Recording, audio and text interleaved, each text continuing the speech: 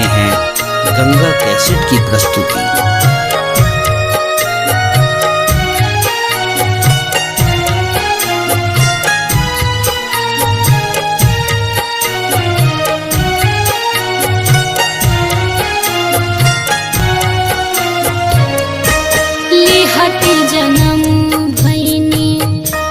लिहति जन्म भैनी तोहरा लभरिया रोवेला काहे जाए के बे माई रोवे अंगना तू त रोवेला दुआरिया ससुरवा काहे जाए के बे लिहति जन्म भैनी तोहरा लभरिया रोवेला काहे जाए के बे।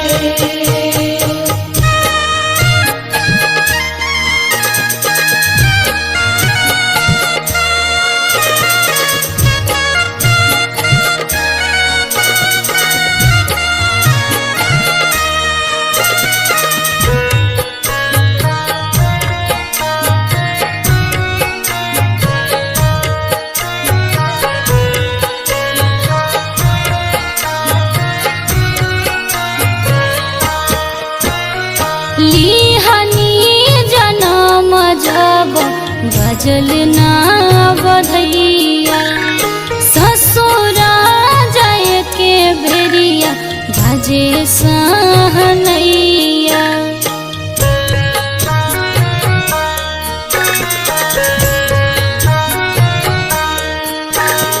लिहनी जनम जब बजल ना बधैया ससुरा जाय के बेरिया बाजे सहनैया मुहावो ना देखले रहला बेटा के अगड़िया रोवेला काहे जाए के बे लिहति जन्म भैनी तोहरा लभरिया रोवेला काहे जाए के बे लिहति जन्म भैनी तोहरा लभरिया रोवेला काहे जाए के बे।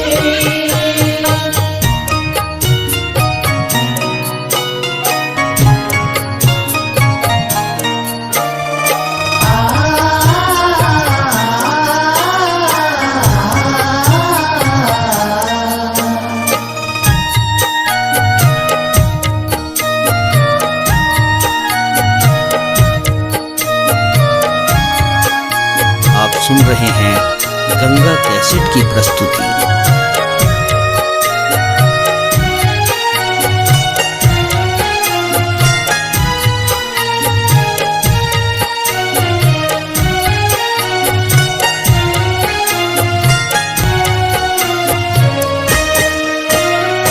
रहनी पराया धन पराया घर जाइले तब काहे पापा इतना आंसू बहाइले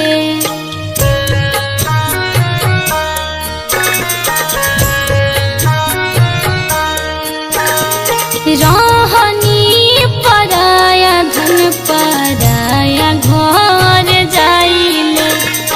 तब काहे पापा इतना आंसू बहाइले बबलू बेदर्दी कहे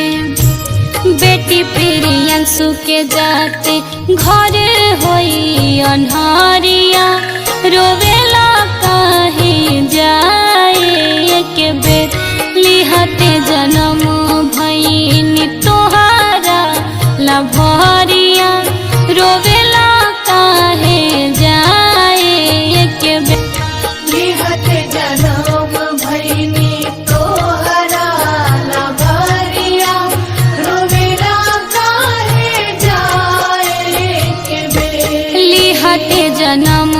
भैनी तोहरा लभरिया